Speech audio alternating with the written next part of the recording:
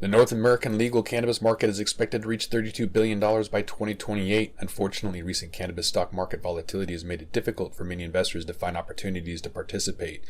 Pure Verde Cannabis is in position to become a leader in the pharmaceutical cannabis movement through technology, innovation, and growth. As one of Oklahoma's top private label manufacturers, Pure Verde is seeking investment to help them bring their A-game business model to other states. To learn more about investing in Pure Verde, their 13 brand private label brands, and the advantages of being located in Oklahoma, go to pureverdecannabis.com/investors. This is not financial advice. Before making any investment purchases, we strongly recommend that you consult with your own financial investment advisor. For amplified relief, replace your next bottle of CBD with CBK1. CBK1 is a patented anti-inflammatory formulation designed to be faster acting, stronger, and longer lasting than traditional CBD. Perfect for anyone dealing with chronic and acute pain to athletes looking to gain a competitive edge. Shop capsules and topicals at cbk1.com. Free shipping to all 50 U.S. states, third-party lab tested for safety, and 100% THC free, derived from U.S. grown hemp. cbk1.com.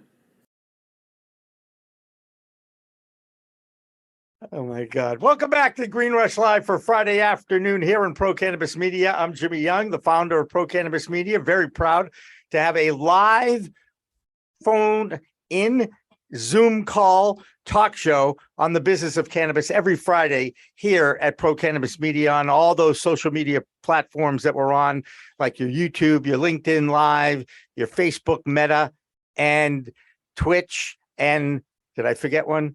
Yes, Pro Cannabis Media, now streaming 24/7 live on our homepage. So you want to check that one out too. Josh Kincaid is with us from the left coast, and an old friend, David Rabinovitz, has joined us in here because he has been the champion for interstate commerce. And before David, before I pat you on the back, I'm patting you on the back. So see if you can control yourself, because I'd really like to welcome in our media guy, Zack Huffman from Grown In. It's a great newsletter. I read it on a regular basis. His beat is the New England area. And Zack, pleasure to meet you and welcome to Green Rush Live. Thank you. Thank you for having me. How did it come about? How did you end up with that gig with Grown In? And then we can give a plug a little bit for the other Grown In newsletters that are out there. Sure. So, well, first I'll start with Grown In itself. I think they're going on like roughly 3 years now that they've been around. Yep. And for about the first 2 years of Grown In's existence, it primarily covered the Midwest, Illinois, Michigan, Missouri, and then Ohio. Last fall, they started expanding their coverage, and their first kind of step outside of the Midwest was New England. So I live in Massachusetts, so they were looking for a reporter who was local, and I got lucky. So before then I had I've written for local papers in the Boston area. I wrote for Courthouse News for about 5 years, which is why I have no choice but to cover this main case. Right. And then for the last 10 years off and on, I've also written for Dig Boston. So alt media is kind of in my wheelhouse. I gotcha. Well, alt media, I always came from traditional media, and now I'm part of the alt media, I guess, because we are just talking about cannabis 24/7 here. Walk us through this ruling by this circuit court and what implications it has, not only for the state of Maine, but perhaps for interstate commerce all over the United States. Well, this ruling starts with Maine's residency requirement. And so Maine, initially, they required that all owners, managers, basically anyone who can make a decision, whatever, it was kind of broadly defined in a company that either was providing medical or adult use, had to be a resident of Maine. Now, before this current, lawsuit that we're talking about, the NGP, or Wellness Connection, they had actually sued the state over the adult use residency requirement. And during that, and that was in federal court. And during that federal case, the state essentially reached a settlement saying, all right, we're just not going to enforce the residency requirement for adult use. And can we just drop this case? And that's what happened. And then, of course, a couple months later, they move on to the medical market. And so you have the same companies, Wellness Connection, who Wellness Connection is a locally owned, homegrown company in Maine but Acreage wants to buy them. And so Acreage cannot buy them with this residency rule in place. So they sued again. And this time you had a patient activist group get involved that kind of helped push forward when the state may not have been willing to fight. I mean, that's just speculation. At the federal level, the judge ruled against the state, saying that this rule violates the Dormant Commerce Clause of the Constitution. And that's kind of what was being appealed. So I don't know how much you've kind of discussed that like aspect of it. Oh yeah. Well, David will debrief because he's the one who found Robert Michos, this Vanderbilt professor, who wrote a paper about it, got published, and David read it because David reads everything. David, I'm sure you have a few questions, some comments about this whole thing. Well, no, I'm going to let Zack keep going because the article that I wrote back in April was a result of two things. It was Zack's coverage on, I believe, April 7th or April 8th of the case that was just decided. He covered the oral arguments and I think did a phenomenal job on that. And so I'm going to let Zack keep going. I think what I did built upon a lot of what he already had done. So I think I'm going to leave it to the expert here with the foundation. Well, he's on the beat, that's for sure. Go ahead, Zack. I mean, in case you couldn't tell, David and I have had several conversations about this topic in the past. So we are both very aware of where the other one stands. So, the state lost at the federal level, and of course, they appealed with the support of this activist group. Sorry, the exact names are escaping me. So they appealed to the First Circuit. And then during those oral arguments, it definitely seemed like the panel, they argue before at the First Circuit, you argue your case before a panel of 3 judges. And it seemed like for the most part, they were taking the side of the company that this does, in fact, violate Dormant Commerce Clause. And the important distinction is it's easy to kind of look at this and say, oh, well, the Dormant Commerce Clause is supposed to regulate interstate commerce, over commerce over state borders. That doesn't exist in cannabis because you can't, bring weed over the border. What was argued by, Acreage and Wellness Connection was that it wasn't cannabis that was being transferred over state lines, it was investment dollars. And so that's really what they were arguing, is that the investment market for cannabis was being unfairly restricted by this residency requirement. And the First Circuit seemed to agree, at least, 2 out of the 3 panel judges. Josh, I don't want to ignore you. If you've got some comments or questions for Zack or David, knock yourself out. I'm actually curious about that area. Was the legalization process through a ballot measure, or was that done through legislation and not on a vote? Adult use in Maine was a ballot measure. It was a ballot measure. Okay.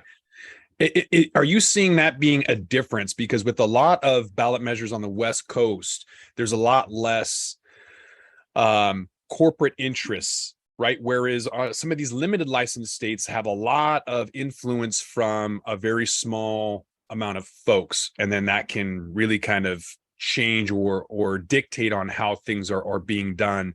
So do you have a feeling that there's a lot of lobbyists being pushed behind this, or is this still kind of an open free market? I mean, there's certainly, lobbyist influence. It's kind of hard to tell what the difference is, looking, obviously my perspective is very much New England. And so I do have a mix of those versions, or those varieties. Massachusetts and Maine were both legalized adult use through the ballot. But say Connecticut, Vermont, and Rhode Island did it through the legislature. It does seem like, for instance, in the case of Connecticut, that the way it's been legalized through the legislature has been a way that very much benefits a very, specific set of operators. So, I guess in theory, there is more opportunity when it is ballot based. But at the same time, I mean, at least with Maine, although the voters legalized it in 2016, it took a while to be legalized because, of course, the next step is the legislature has to write the rules. And at the time, Maine had a governor named Paul LePage, who was a kind of one of the old school Tea Party candidates who came in that first wave against Obama, I think 2010, maybe he got elected, he was very much anti-weed. And so he spent most of his time in the governor's office fighting any efforts from the legislature to fulfill the will of the voters. So it took a bit longer for Maine, and perhaps that gave more time for the legislature to kind of be more specific in how they're crafting this. But I mean, yeah, sorry. David, from your standpoint in the bubble that you're sitting at on the East Coast, are you seeing the same thing where the ballot initiatives have maybe less influence versus there may be more protectionism is what I'm curious about from the legislative standpoint. If there's lobbyists and interested groups, they're not going to want to push for this interstate commerce because they're going to want protectionism. Are you seeing that? I don't know if I'd say I'm seeing that, but obviously the MSOs, the larger MSOs have money now, and if they have money, they're going to hire whatever you want to call it, advisors, attorneys. They're ultimately people who are going to be lobbying on their behalf, right? Mm-hmm. Versus the grassroots folks who are putting the questions are trying to get a much purer market with a lot more equity in it. So I'm not sure how I'd respond to that. I think that by the time legislation gets passed, the local advocacy groups are in the legislators' ears. Look what just happened in Massachusetts. It took 2 years, but the governor signed a bill that upended our regulatory structure, at least as to how municipalities grant the local approval, right? Mm-hmm. And it is much more leaning toward what the grassroots folks wanted than what the institutional municipalities wanted.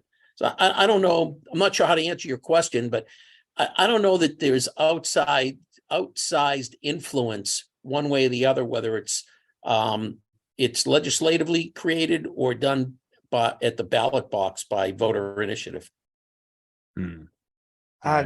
Zack, I'm sure you know Shalene Title, the former commissioner, right? Yep. She's obviously concerned what this ruling might be, what effect it might have on social equity applicants. How's your read on that? I mean, there's certainly a possibility that this could have a negative impact on social equity applicants. I think the important thing to remember, though, with this ruling is this isn't a ruling that's changing anything like from one day to the next. You know, like now that it's been ruled that the Dormant Commerce Clause can regulate weed, it doesn't mean tomorrow you're going to have trafficking over the state border. There's a lot of other dominoes that have to fall. Right. And it's possible this could lead towards more legal battles against social equity status. But, you know, they'll have to be initiated, you know? Yeah. I think Mikos was quoted in an article yesterday, and that's what he pointed out, is if you can't restrict out-of-state parties in favor of in-state parties, does that mean that a lot of the in-state social equity programs could be challenged on the grounds that in Massachusetts, home delivery and social consumption licenses are exclusively available to social equity folks. And to qualify for social equity, you have to be a Mass resident. So that means that an out-of-stater can't get those licenses. I'm not sure how that all falls out. That's way above my research grade. And frankly, I'm not that focused on it, really. I can't see them saying, well, we're going to cut. First off, a case is going to have to go all the way up to the U.S. Supreme Court for the Supreme Court to say, we don't want any more affirmative action type stuff, even in cannabis. Mm-hmm. And I'm not sure how far they're going to go. Isn't the Supreme Court saying, don't put any more cannabis cases in front of us, please? I mean, other than Clarence Thomas, yeah, I think that's where they're going. But right, they don't want to have to deal with it.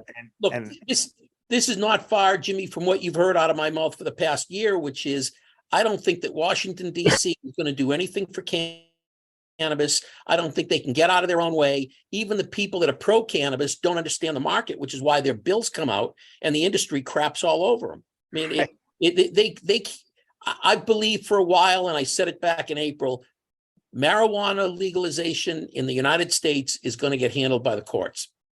And when the right case goes to the Supreme Court, Clarence Thomas has pretty much already said, I think he's going to come down under the 12th Amendment of equal protection and say, you can't allow one group that's got money and more white guys in it to be dealing in cannabis and then go after poor street dealers who are people of color and lock them up for the same thing. Right? Not equal protection under the law. You either enforce it and say marijuana is illegal, or you say it ain't illegal and you step away from it. Yeah. I mean, and that, do you think, again, I just had Morgan Fox on, and everybody knows I get very frustrated about the political divide that is in our U.S. Senate right now, because I can't, we're not governing. They're not governing. They're staying elected. And that is wrong. And now the Supreme Court has become politicized. So there's two branches right there, guys, that I'm a little concerned about, right? Or at least 1.5 branches. But where's this going to go, Zack? What do you think will be the implications of this? Or is it really almost symbolic that something's wrong here? It is a shot across the bow. The industry is going to glom onto this and saying, look, interstate commerce is coming, whether you guys legalize this or not. It's here. We're going to fight it forever. Where do you think we're going to go with that? I mean, I think there's certain, if we're looking at an end game of legalization, right? I feel like there's a number of different paths. You have more and more states that are willing to legalize. That's going to increase it. That's going to increase the palatability of it as an issue, I think. I don't see a solution in the U.S. Senate anytime soon. But I do also think a lot of the progress we're gonna see will be done through the courts. I mean, there's a lot of creative lawyers. And that's really what it takes. Get a creative lawyer, find your case, and you can, chip away at prohibition that way. How much of these companies are going to be losing out in the meantime, though? Because anytime you have investors sitting on the sideline waiting for volatility to calm down, waiting for uncertainty to figure itself out, you're wasting a lot of time and a lot of opportunities. First mover advantages are moving away. Mm-hmm. Time value of money is being diminished. And so, I just talked to an investor earlier today who was talking about these social justice warriors going out there and trying to get everything they want. And I'm all for social equity. I think there's been a lot of damage with the war on drugs with minorities. But at the same time, the virtue signaling in politics with bureaucrats who really don't care except for the pennies that they earn. It seems like they're just moving from one side to another, one topic to another, talking one side of their mouth, not really doing anything. I don't see action. I just see virtue signaling from bureaucrats. So in the meantime, you have all of these people who actually need something to move. All of these entrepreneurs, business people, people of color that want to get into the industry. Are we actually going to do something? Or are we just going to sit here and destroy the potential investment opportunities that these folks have? Josh, do you think that that's something that needs to be done at the federal level or the state level? I think it needs to be something done at the state level and have the feds just get out of the way. I mean, you got to look at viability. Federal's not going to do it. State seems to be willing in some cases. Yep. Right. Massachusetts just passed the law I was mentioning earlier. They're going to direct, I think it's 15% of the tax revenue into a separate fund where they will provide either grants or loans to social equity applicants who are trying to get into the business. I mean, I think that's going to be huge. I spoke to a social equity applicant the other day. He was all excited about it. I tried to temper his enthusiasm with, this isn't going to happen until next spring because they're not putting money up. They're saying take money out of sales tax revenue.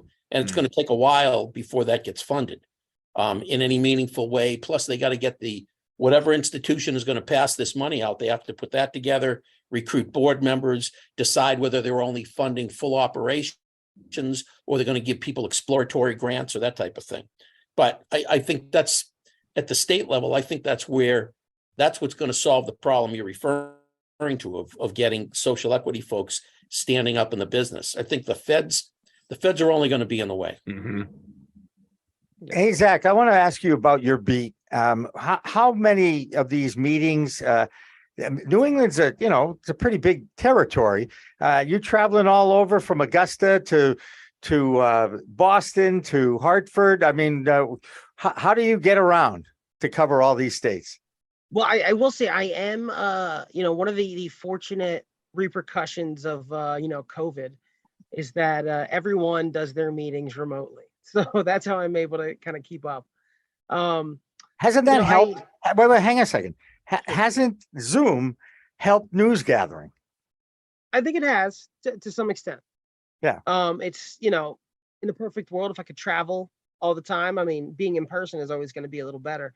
But this absolutely has increased, you know, access to public meetings, and that aspect has, I think, has been huge. You know, I've been able to cover meetings in, you know, the meetings I've regularly followed were, you know, I've done the main medical work group meetings, obviously Mass CCC over in Worcester. I'm in the South Shore of Massachusetts, so even that will be a little bit of a Vermont's meetings I cover, Connecticut Social Equity Council. Most of the actual travel I might do is just visiting grow sites, to be honest. Why grow sites and not dispensaries, Zach? Well, I go to dispensaries, Oh, but okay. you know, not officially. No, I understand. I know. I understand. So let me ask you a question about as a media member, how much of your time is on digging and or as opposed to regurgitating what's at these meetings? I mean, it's a mix. I mean, covering the meeting is always a good way to capture information that everyone's following, but I spend most of my day digging. I mean, there's only so Yeah. many articles I have to write, and that's especially the case now. You know, Grown In recently kind of shifted its format. For the longest time, we had, or at least for the last year, for the most part, we had separate newsletters for regions. You know, we had a Midwest, New England, and then we had a Mid-Atlantic newsletter. We've kind of done away with that, and now we just have the general Grown In newsletter Monday, Wednesday, Friday, where between me and Mike Forche, my editor, Yep. we write more in-depth columns. So, yeah, I mean, we're not following the day-to-day meetings as much, but yeah, it's a lot of digging now. What is the best way, Zach, that you're able to kind of keep your finger on the pulse of the industry to either adapt or pivot to stay relevant? I think part of it is keeping, well, one thing that actually really helps us, if you look at our newsletter, is in every edition, we have aggregation of local news. Mhm. So we'll just look at what the news stories are that involve cannabis for the last week in our different regions. And honestly, just gathering that kind of keeps me up to speed. You know, I keep my eyes on social media. I follow a lot of these meetings to see what the results are. And I think that's very helpful to kind of keep me up to speed. And as long as I always have a new question to ask, that, you know, is an easy way to push me forward. Mm-hmm. How much, when you mentioned social media, are you getting accurate information from social media, or are you getting reaction to what passes at some of these meetings? Well, I mean, you get reaction. Now, you know, if you look at social media, you're not going to get you're not always going to get a direct, like, accurate piece of information from there. But for instance, you know, let's say, you know, you're writing about a company that got in trouble for, say, stealing tips from their employees. And maybe you go on Reddit and you find a couple people who are saying, yeah, I worked at this company and it was terrible. So I reached out to them directly. I got them to prove it to me. They actually showed me reports they filed with the state about the tip theft. And now I've got sources who can give me that side of the story. You know, you take it with a grain of salt, but yeah. Right. No. It again, as long as you're getting to the person who posted it or has an inside of it, you know, I think, and in a lot of ways, that has been a good thing for the turn away from traditional media. And now we have more alternative sources out there. And, you know, as someone who spent 30 years in newsrooms, I just can't believe now how easy it is for these newsrooms to just report on what's on Twitter. Okay. And I mean, you know, it's a quote thing. It just, here's a quote, and they put it up, and that's a news story because it depends on who it came from. And if it's, you know, related to a news story, they put it out there. And I don't know. I like the idea of the digging. I like the old days of the phone calls and working the calls and all that. And then developing sources and that you can reach out to, you know, face to face or Zoom to Zoom, you know, at this point. Well, I got a question about social media and why cannabis is ideal for influencer marketing. And is social media actually worth the blood, sweat, and tears? I mean, it's I'd say from what I understand, it's debatable whether it's actually worth it. I mean, there's only so much of a attention, say, I create for myself in terms of what I do on social media. But I do know that I'm able to find information that way. I just don't know how effective it is for self-promotion. What makes it so ideal for influencers? Because it's new, because there's no like existing dominant folks in there. I mean, what makes it so ideal for influencers? I think it definitely contributes to the success of influencers because there aren't any, because it is new. There's this opportunity for lots of folks to kind of go that route, Mm-hmm. David, what's some stories that aren't being covered right now that you want to see more of? Oh, gee, that's a great question, Josh. I'm actually not certain on that one. You sent me an article about REITs back in April that are going to be crashing down. That's that was sure. That was my build on Zack's article and the reporting. The premise of that whole article was this case. And I do recall Jimmy telling me I got shredded by some of the guests he had on who thought the whole thing was a joke. And lo and behold, 2 days ago, that opinion came out of the first district. And what did they quote? They referred to Rohrabacher Farr, the budget amendment, which was, as I laid out how I see the dominoes falling, that's one of the first dominoes that I think is going to fall. I'm sticking by everything I had in that April 25th article. And to anybody who's watching live, if you're on YouTube, it's in the chat, the link. Just because you're early doesn't mean you're wrong, David. That's right. It just means you get ridiculed more, but that's okay. That's one of the things people don't look at when they look at the cannabis industry is the influence of REITs and real estate value. Yeah. So if Massachusetts prices are going down right now. And Aaron Goins, who's been on the show in the past, called me the other day and was telling me he was in a dispensary in Brockton, and I think they had $25 eighths. But if you bought a second eighth, you got it for like 50% off, something like that. And yeah, that's my dispensary. Yeah. Right. And we did the math real quick. And what we determined was they're selling it at retail at about $1,500 a pound. Right. Start to think about those kind of numbers.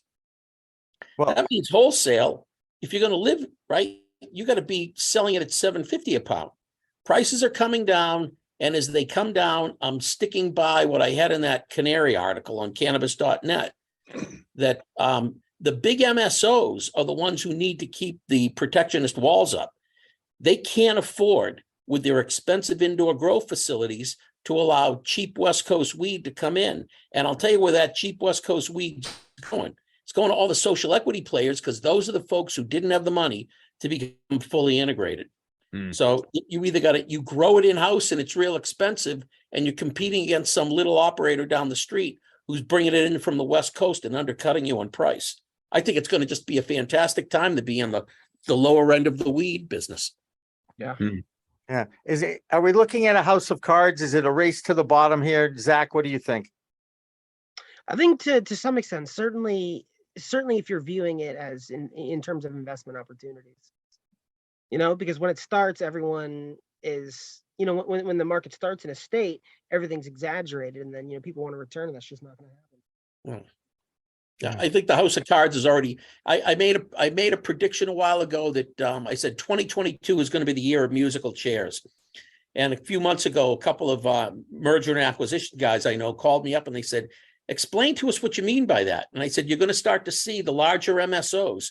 Like Massachusetts, you're limited to 3 retail licenses.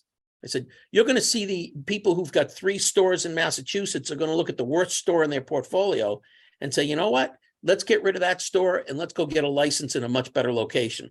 And that's exactly what's going on right now. We've seen it a couple of times. The MSOs is trading up their locations. Next year is going to be the year of the undertaker. We're going to start to see in a market like Massachusetts, we're going to start to see people going out of business. There's no doubt in my mind. We've got about total number of retail licenses. I was analyzing this earlier today in the state. This is coincidental, is 420. Out of those 420, 188 of them are provisional licenses. There's just about, it's like 45% of the licenses that are out there are for stores that are not yet open. So there's about 232 stores open. I think it is. 242, I think, actually, David. I think I Well, looked that up. I looked that up. Really? Sounds about Because the right. stuff I pulled off the commission, this morning, The commission's 3 months behind, okay, Right. when it comes to the public report. I know that. But so they had 232, whether it's 232 or 242, right? Yep. It still is. Think about the fact that prices are coming down, right? Dispensaries are offering deals of buy 1/8 for 25 and get the second eighth for half price. And we only have 50% of the stores open that have licenses. Do you understand how crushing that could be to the market if all these other 180 odd licenses actually open up? That's right. Well, I get it. yeah, and I would also add that this has been covered and grown in by my editor Mike. I mean, just look at Michigan. With their growing seasons, everything's bottoming out there. Like, that's a state that's now starting to see closures. Yep. Right. And they started, I think, after us. Right. Well, yeah. Well, they and- just went nuts, I guess, with the cultivation licenses. I don't Yeah. know. Yeah. Again, this is why I love doing live shows more than anything else, because we really can look at what's going on now and today, and then look back at it like David's been doing and saying, see, we talked about that 4 or 5 months ago. It's a fascinating time. It's why this Pro Cannabis Media Group exists. And we're certainly happy to have people on that we can count on, like David. And Zack, I tell you what, man, you're welcome here any Friday. You come up with a story, you want to push Grown In, you're welcome on any one of these shows. All right? Sounds good. How Sounds do like people? we're going to a commercial break, Jimmy. I'm going to a commercial break. Right. Is that all right? I'm gonna jump because I got a 5 o'clock client call that I'm 3 minutes Who's late. running this? Is that All right, David you or go ahead. Jimmy? Go ahead. You can. Well, it's a group effort, actually, Zack. David, thank you. Great to see you, Zack. How do Likewise. people sign up for Grown In? You just Google it, right? Yeah, grownin.com, grownin.com, or shoot an email to Zack, ZACK at grownin.com. I think you and Mike and the rest of the team do a great job. It is must reading if you are in this industry, because I think of all of the people of all those newsletters, I really think you guys turn it around faster than some of these others that are repurposing content from like even 2 and 3 years ago. Sometimes I'm seeing now. Yeah. So we like the fresh stuff. Zack Huffman from Grown In, thank you. Josh, stick around. We've got another journalist coming in from New Jersey. Dan Uloa from Hetty, New Jersey is going to join us next. Don't go away. Green Rush Live continues after this. With that, we're going to roll this one up. I'm Josh Kincaid. This is The Talking Hedge. Don't forget to like, share, and subscribe, or don't, and I'm out. Don't forget to smash that like button on your way out and check out these other videos that we've got.